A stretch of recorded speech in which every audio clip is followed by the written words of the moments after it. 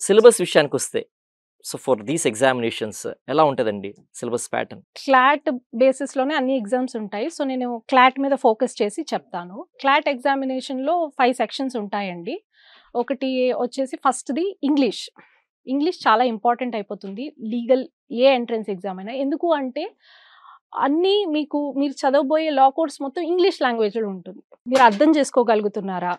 మీరు సరిగ్గా దాన్ని కాంప్రిహెండ్ చేసుకోగలుగుతున్నారా? అనేది టెస్ట్ చేస్తారు.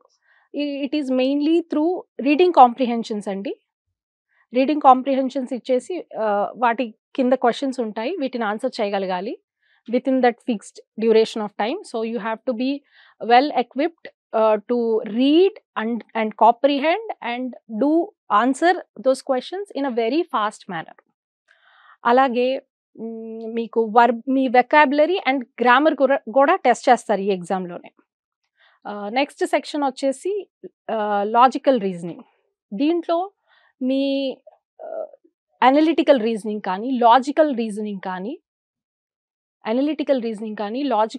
కానీ మీరు ఎలా ప్రాబ్లమ్ సాల్వ్ చేయగలుగుతారు, క్రిటికల్ థింకింగ్ అనేది టెస్ట్ చేస్తారు.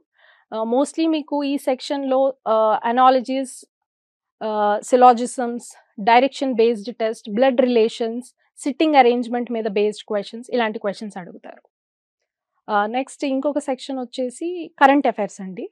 కరెంట్ అఫైర్స్ సెక్షన్‌లో మీకు బాగా ఫోకస్ చేయాల్సింది ఏంటంటే international and national news and legal developments ఏమవుతున్నాయి, కాన్స్టిట్యూషన్‌కి సంబంధించి ఏమైనా జడ్జ్‌మెంట్స్ వస్తే వాటి మీద ఫోకస్ చేయాల్సి ఉంటుంది.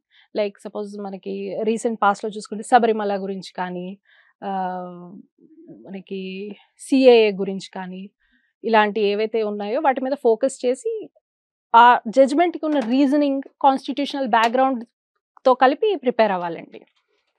ఇంకొక సెక్షన్ వచ్చేసి మనకి లీగల్ రీజనింగ్. ఇందులో ఒక స్టూడెంట్‌కి లా వచ్చా అనేది నాలెడ్జ్ ఎంతుంది అని టెస్ట్ చేయరు. ఎందుకంటే ఇది ఎంట్రన్స్ ఎగ్జామే కాబట్టి ఇందులో బేసిక్‌గా టెస్ట్ చేసేది ఏంటి అంటే ఆ స్టూడెంట్ ప్రిన్సిపల్ ఇస్తారు, ఫ్యాక్ట్స్ ఇస్తారు. ఆ ప్రిన్సిపల్‌ని, ఫ్యాక్ట్స్‌కి మనం అప్లై చేయగలుగుతున్నామా లేదా అనేది చూస్తారు. సో, ఆ ప్రిన్సిపల్‌ని మనం లాజికల్‌గా థింక్ చేసి ఆ లీగల్ ప్రిన్సిపల్‌ని ఫ్యాక్ట్స్‌కి అప్లై చేయడం అనేది స్టూడెంట్‌కి ప్రాక్టీస్ చేస్తూ ఉండాలి. ఇది ప్రీవియస్ ఇయర్ క్వెషన్స్ చేయడం వల్ల అలాగా స్టూడెంట్ క్యాన్ డూ ఇట్.